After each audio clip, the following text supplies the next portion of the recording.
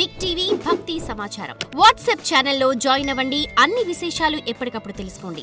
ఇది చాలా casual doubt. Raghuvaran అనే చాలా మంచి యాక్టర్ ఉండేవారు సార్. రఘువరన్ పేరు, ఆయన పేరు చాలా పాపులర్ యాక్టర్, ఇప్పుడు లేరు. ఆయన యాక్ట్ చేసేటప్పుడు ప్రాంప్టింగ్కి డైలాగ్ వేరే లాంగ్వేజ్లో యాక్ట్ చేసేటప్పుడు when he used to act in other languages, for prompting he used to give these spaces in between dialogue and dialogue where assistant director used to prompt him. So that became a style. The spaces became a style, and it was very popular then. Sometimes when I was seeing the videos, sometimes when there was some one complicated question, you start laughing. So I doubt if it's the prompting break. Really? Okay. No, who is that person who is prompting in your head, and how do you, in that little fraction of second, so well composed answer will come out? How is that possible? No.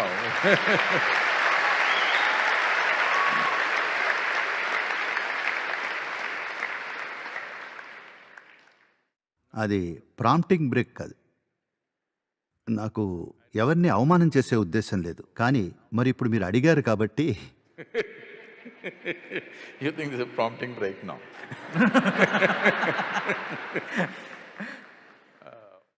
ప్రజలు ఎంతో సంక్లిష్టం అనుకున్నవన్నీ ఎంతో మూర్ఖంగా ఉంటాయి. Simple ఆలోచనలు అనుకున్నవే జీవితాన్ని తాగ్గలవు. Simple విషయాల్లో ఎంతో విశిష్టత ఉంటుంది. ఎంతో విశిష్టమైనవన్నీ సరళమైనవే. ఈ సంక్లిష్టత వస్తోంది వాళ్ల మనసు వల్లే గాని జీవం వల్ల కాదు.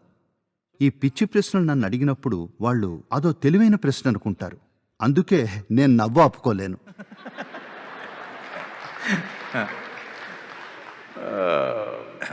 ఈరోజు ఎన్నిసార్లు నవ్వారని నేను లెక్క పెట్టుకోవాలి. అంత బ్యాడ్ క్వశ్చన్ అడిగానా? ఇక ప్రశ్నకు సమాధానం విషయానికొస్తే, నేనెప్పుడూ ప్రశ్నకు సమాధానం చెప్పట్లేదు. అడిగిన వ్యక్తికి సమాధానం చెప్తున్నాను. వాళ్ళు ఏం కావాలంటే అది అడగచ్చు. నేను వాళ్ళని విన్ను. ఎన్నో విషయాలు చెప్తారు వాళ్ళు.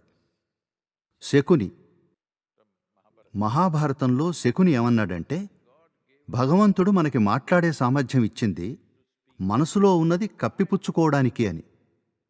చూశారా ఎంత వంకర మనిషో? మనసులో ఉన్నది వ్యక్తపరచడానికి కాదు, అది దాచడానికి భగవంతుడు మనకు వాక్కునిచ్చాడట. ఇది నిజమే. చాలామంది ఇలానే ఉంటారు. అందుకే ఇలా సంక్లిష్టమైనవి తయారు చేస్తుంటారు. ఎందుకంటే ఇబ్బంది పెడితే వాళ్ళ విలువ పెరుగుతుందనుకుంటున్నారు. ఇబ్బందిగా మారడం వల్ల మీ విలువ పెరగదు. తేలిగ్గా మారడం వల్ల మీ విలువ పెరుగుతుంది. అవునా?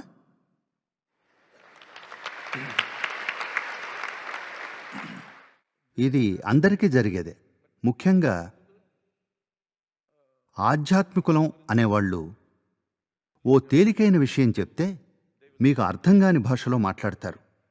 ముందరిలా సగం మందిని పడగొట్టేస్తారు. మొదటి దాడి. మీరు నాకు ఏదైనా చూస్తే నేను మీకు శ్లోకం చెప్తాను. ఇది మీపై సరాసరి దాడి చేయడమే.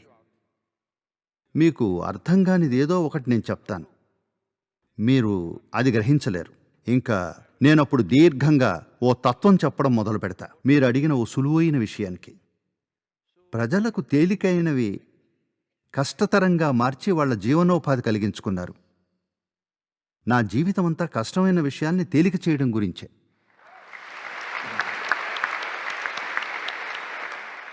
ఎందుకంటే ఏదైనా సాధ్యమైనంత తేలిగ్గా చేస్తేనే అందరికీ అందుబాటులో ఉంటుంది. ఓ పిల్లాడు మామిడి చెట్టు నుండి పండు కోయాలనుకుంటే మీరు ఆ కొమ్మని కిందికి వంచాలి. కానీ దాన్ని ఇంకా పైకెత్తి సరే కొయ్ చూద్దాంలే పొడుగు పెరుగుతావు అనకూడదు. కొమ్మని కిందికి దించాలి. మామిడి పండు ఎప్పటికీ అక్కడే వేలాడదు, దాని కాలంలోనే ఉంటుందని. జీవితం ఎప్పుడూ అలా వేలాడుతూ ఉండిపోదు. మీకున్న సమయం కొద్దిపాటిది. అవునా కాదా?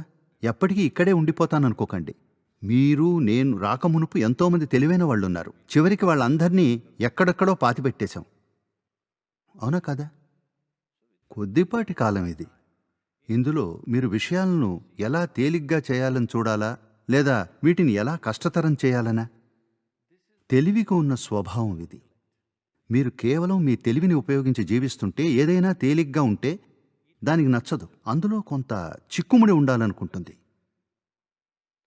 ఎవరైతే మేము తెలివిగల వాళ్ళం అనుకుంటున్నారో వాళ్ళు తేలికైన విషయాల్ని ఎంతో కఠినంగా తయారు చేస్తున్నారు. అవసరం లేదిలా. ఆ తర్వాత విచారంగా ఉంటారు. కానీ అది ఓ సుగుణమే అనుకుంటారు. మీరు సంతోషంగా ఉంటే మీరు తెలివిగల వాళ్ళు కాదనుకుంటారు. మీరు ఇలా ఉండాలి.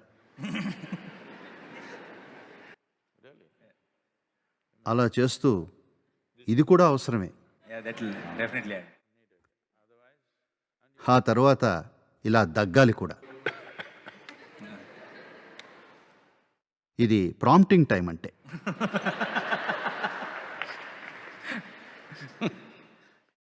నాకెటువంటి ప్రాంప్టింగ్ టైం లేదు. ఎందుకంటే నాకే జ్ఞానమో మరొకటో లేవు. నేను చేస్తున్నదల్లా నాకున్న స్మృతుల నుండి దూరంగా ఉండటం. To be free of all the memory that I have.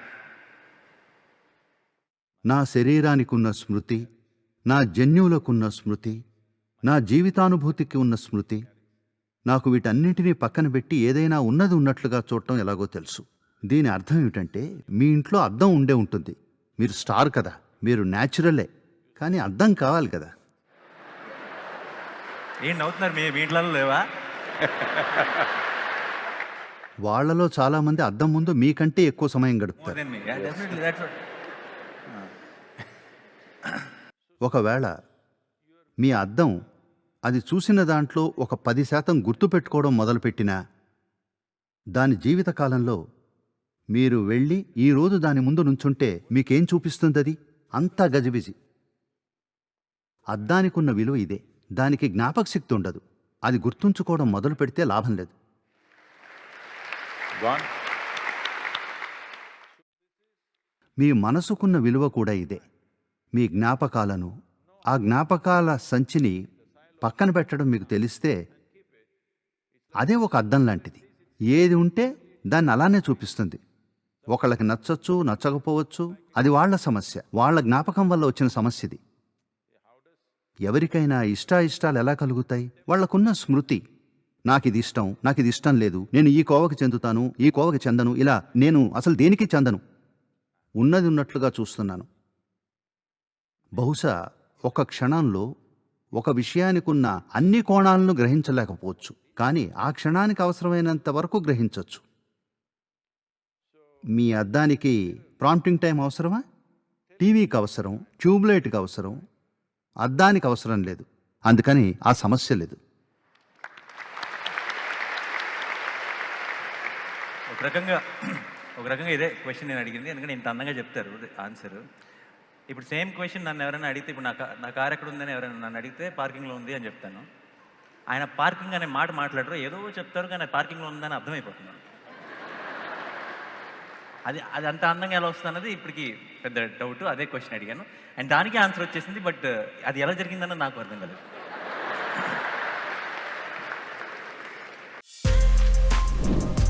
For more videos like this, subscribe Big TV channel.